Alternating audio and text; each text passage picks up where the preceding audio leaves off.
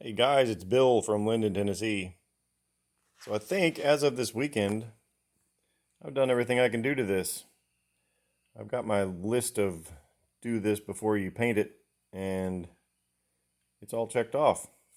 One thing I didn't do is fill in the unused holes in the frame, and I didn't do that because before I took everything apart, I didn't mark the unused holes. So it's not that big of a deal to have some extra holes in the frame. Who's going to care? And it would be a really big deal if I filled in a hole that I shouldn't have. So I'm not going to do that. But everything else, let's go look at it. Let's go look. Let's go look. So one of the things I wanted to do is wanted to round these edges off. On there, that was just a really sharp, jagged edge before, and well, I did that one too. And oh, I don't remember. There's a bunch of other stuff. You can go back in other videos. One thing that I did do, so this is obviously the front, the winch is right there. And I put that little plate there. So this is going to be my front power takeoff. So that'll be the front power takeoff.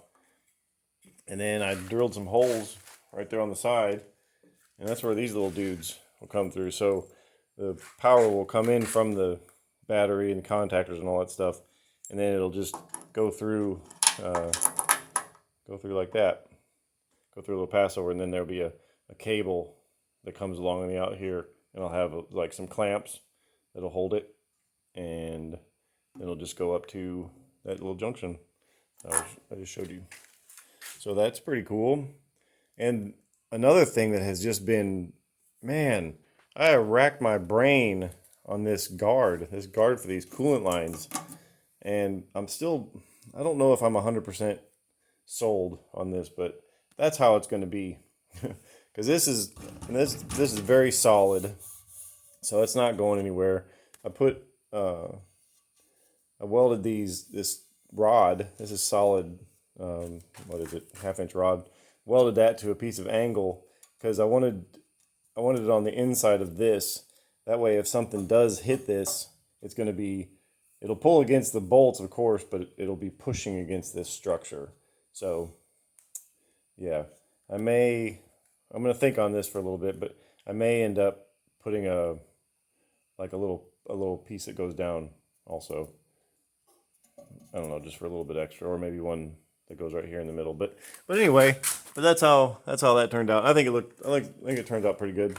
And one of the ideas that I had was just to take a piece of sheet metal like this, and that was going to kind of sit over the top, and then there was going to be another piece maybe that went from the front and sort of tied into this somehow and screwed in from the back or the front, or I don't know. I couldn't work it in my brain, and I couldn't make it look nice in my brain. So this is how it is, and that'll be fine. And it's kind of you can't really see it, which is sort of my goal. I didn't really want to be able to see it, and it looks like I can even get these lines on and off without having to remove it. But I mean, it is removable, of course. So that's it. So I think that's pretty cool. That's going to work fine. And what else? I think, yeah, that's it. I went through and sort of filled in. There were some seams down here. I filled them in and ground them flat. I don't know why, because, and yeah, one other thing that I think I'm still going to do, actually, now that we're talking and I'm thinking out loud, is so this front where the winch comes out. Right now I've got this. This is, but I think I'm gonna have this. I think I'm gonna put this on there. So what I'm gonna end up doing is I got nuts welded on the back side of this, so I'll grind those nuts off and fill that hole in, and then find my new holes for that. Because what this will do is this will allow me to have the winch cable come out at a lot sharper angles in any direction, whether if I'm using it to pick up an implement on the front of the machine, or I don't know why else I would use a winch. I mean, you know, I'm not going to be mud bogging this thing. But you never know. It's better to have a winch and not need it than to need it and not have it. Yeah. Another thing that's happened, I say it's happened, it makes it sound bad. It might be bad, is I went to a good old Tractor Supply and bought me some more paint. This is the third can of this stuff. And this was the one that was like in the back, like hidden. So this was the last one in all of Middle Tennessee. And it is Cub Cadet Yellow. And that's what all these other ones have been. Those are $7.50 for a can of that stuff. Normal black spray paint's like $3. But anyway, it kind of looks like the wrong color, or at least it did. It doesn't anymore. So never mind. Earlier today, maybe when because the sun was out or something, or I just only had one coat on there. This has 2 coats on it now. It was much lighter, more yellow, less orange, and it actually looked a whole lot more like the original frame yellow. But now it looks more like the ones I've already painted. So that's good. So maybe it's not a situation. I thought it might be a situation. The guy who's painting this for me, he kind of he sort of yelled at me a little bit. He says, "How come you're painting that stuff separately? You should just have me paint it with the rest of the frame and the rest of the yellow stuff whenever I do that. That way we know they're all the same color." And he's not wrong. He's absolutely right.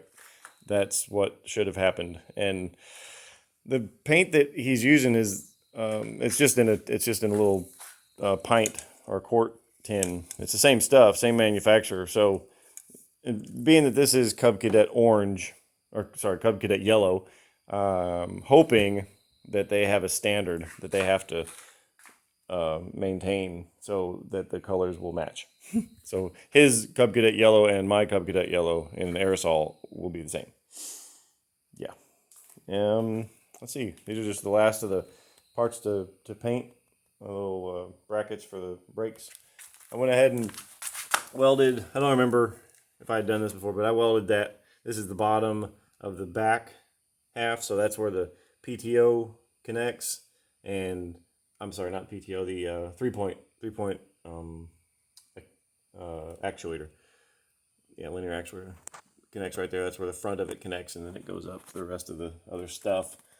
And on the back here is where this bolts. But I did talk about this last time. I'm gonna paint that yellow. In fact, I think I'm gonna have the guy who's painting this for me. I'm gonna have him paint that yellow, and because that'll go back there, and that's a pretty big piece, so it should be yellow like the frame. What else? I don't know. That's it, I guess. Yeah, it's pretty exciting to have it all together. There's a big tractor show in Evansville, Indiana on June 22nd. And it is now, I don't know what is today. Let me look at this thing. It is May 14th. Happy Mother's Day to all you mamas. And it's May 14th. So just over a month to get all this stuff painted and all put back together to go to that show.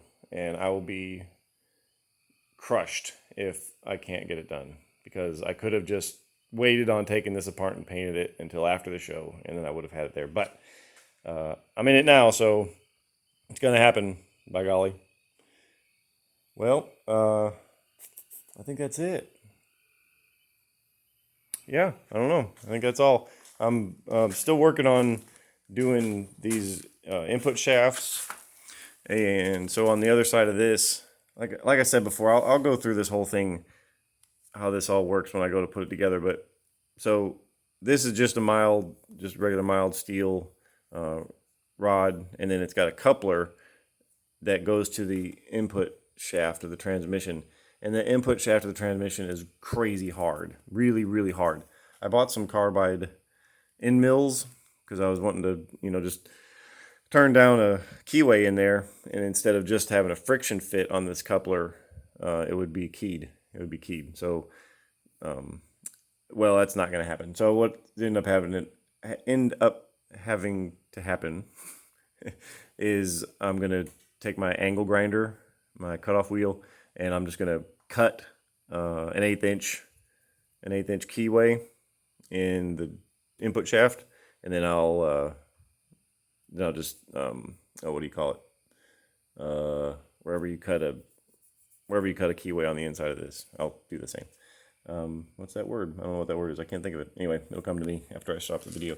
Something else that I did. So this is, let's get a visual. Yeah.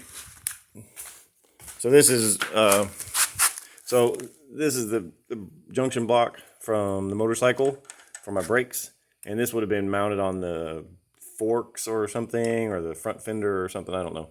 And I originally had some really small, I think it was like 632, or I don't know what it was. It was really, really small screw threaded in here, and just sort of going in there and holding this on there. But it wasn't good enough. I didn't even have this thing using it in anger, and I already bent those little screws. So I went ahead and drilled and tapped those out to 1/4-20, and just have studs in there now. So now I can just slide that over it and tighten those bolts, tighten those nuts down on it, and that should be much stronger. Yes, it should. And then the big question is, and leave it in the comments, so if you've stuck around this long, your vote is very important. My calipers should be red. Somebody convince me otherwise. Calipers need to be red. Race cars all have red calipers. I put red calipers on the Land Rover. Not the yeah, I did actually on my Land Rover, and I put it on the Jeep. Red calipers. Calipers are always red. Should I paint these red? I don't know. Let me know. Tell me what you think. All right, that is it for this time. I don't know if there'll be a video next week, because I'm gonna end up getting all this stuff to my painter guy, and he's gonna paint all this stuff for me, and it's probably gonna be a week or so before he gets it all back to me. But yeah, if I don't see you next week, and as always, I do appreciate you watching, and we'll see you next time. Bye.